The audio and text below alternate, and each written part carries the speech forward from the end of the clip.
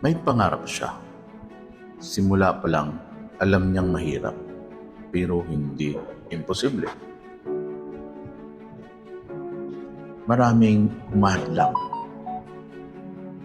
mga kaibigang naging duda, pamilyang natakot sa pagbabago, at mga pagkakataong parang wala ng pag-asa.